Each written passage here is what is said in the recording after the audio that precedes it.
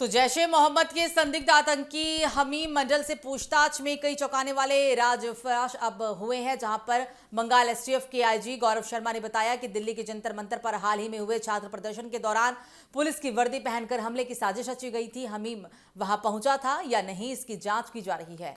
बंगाल के मुख्यमंत्री शुभेंदु अधिकारी समेत कई राजनेता व वरिष्ठ पुलिस अधिकारी भी आतंकियों के निशाने पर थे। मुख्यमंत्री की गतिविधियों पर नजर रखने और ऐसे स्थानों की जानकारी जुटाने की जिम्मा हमीम को भी दिया गया था। भाजपा विधायक एवं मंत्री उमेश राय के बेटे के अपहरण और फिरौती की साजिश की जांच के दौरान इस नेटवर्क का पता चला था। एसटीएफ ने हालांकि हमीम की महिला मित्र अर्पिता सरकार को झारखंड के साहिबगंज से गिरफ्तार किया है। आपको बता दें कि एसटीएफ का यह भी दावा है कि अर्पिता संदिग्ध गतिविधि मॉड्यूल की सक्रिय सदस्य हैं। अर्पिता झारखंड स्थित बीएसके कॉलेज में सत्र 2022-26 की अंग्रेजी ऑनर्स की छात्रा है और उनके पिता स्टेशनरी की दुकान चलाते हैं। मां आंगनवाड़ी सेविका थी, जिनका करीब 4 वर्ष पहले निधन हो चुका था। जांच एजेंसियों के अनुसार अर्पिता करीब 4 साल पहले इंटरनेट मीडिया के माध्यम से हमीम के संपर्क में आई थी। आरोप यह भी है कि वो उसके निर्देश पर ही विभिन्न गतिविधियों में सहयोग भी करती थी और इनमें लोगों को हनी ट्रैप में फंसाने की कोशिश, मोबाइल नंबर जुटाना, व्यक्तियों एवं घरों की तस्वीरें इकट्ठी करना और रेकी करना भी शामिल है।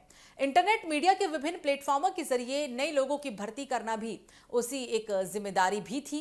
हालांकि इन तमाम आरोपों की आधिकारिक पुष्टि तो नहीं हुई है और मामले की जांच अभी भी जारी है।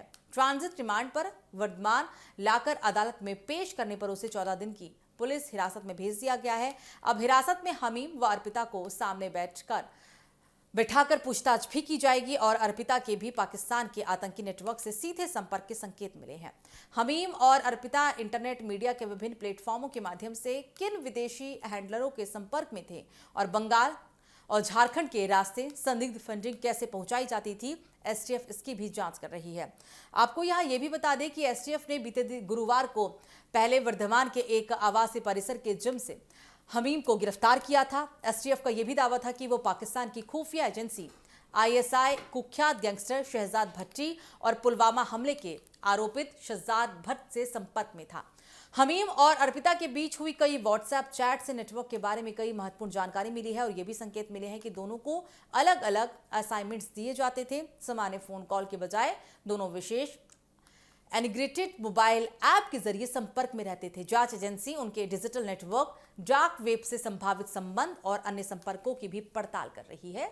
ये सारी जानकारी अब हालांकि सामने आई है और साथ में यह भी अनुमान लगाया गया है कि जैसे जैसे जांच की कड़ी आगे जुड़ती रहेगी, जैसे जैसे जांच की दिशा आगे बढ़ती रहेगी और भी कई जानकारियों और भी कई बातों का खुलासा हो सकता है। आपको यहाँ ये बता दें कि ये इंटरनेट मीडिया के तमाम जो उपकरण होते हैं, जो तमाम जरिए होते हैं, उसके साथ ही ये विभिन्न प्लेटफॉर्मों के जरिए नए लोगों की भर्ती किया करते थे और उनकी जिम्मेदारी भी उनके पास ही थी। इन आरोपों की आधिकारिक पुष्टि तो फिलहाल नहीं है, लेकिन मामले की जांच जरूर जारी है। ट्रांजिट रिमांड पर वर्धमान लाकर अदालत में पेश करने पर उसे 14 दिन की पुलिस हिरासत में भेज दिया गया। अब हिरासत में हमीम और अर्पिता को आमने सामने बिठाकर पूछताछ भी होगी, जिससे और भी कई बड़े खुलासे हो सके। अर्पिता के भी पाकिस्तान के आतंकी नेटवर्क से सीधे संपर्क के संकेत मिले हैं। हमीम और अर्पिता इंटरनेट मीडिया के विभिन्न प्लेटफॉर्मों के माध्यम से किन विदेशी हैंडलरों के संपर्क में थे और बंगाल और झारखंड के रास्ते संदिग्ध फंडिंग कैसे पहुंचाई जाती थी, एसटीएफ इसकी भी जांच कर रही है। यहां आपको मालूम हो कि बंगाल एसटीएफ ने बीते गुरुवार को पहले वर्धमान के एक आवासीय परिसर के जिम से हमीम को गिरफ्तार किया था और एसटीएफ का दावा था कि वो पाकिस्तान की खुफिया एजेंसी आईएसआई कुख्यात गैंगस्टर शहजाद भट्टी और पुलवामा हमले के आरोपित शहजाद भट्ट के संपर्क में था। जंतर मंतर पर जिस तरीके से प्रदर्शन किए जा रहे थे और अब जो ये खबर सामने आई है कि इसमें संदिग्ध व्यक्ति भी थे और जो आतंकी संगठन का नाम जुड़ा है, ये सुरक्षा एजेंसी के लिए बहुत ही ज़्यादा चिंता का विषय भी है।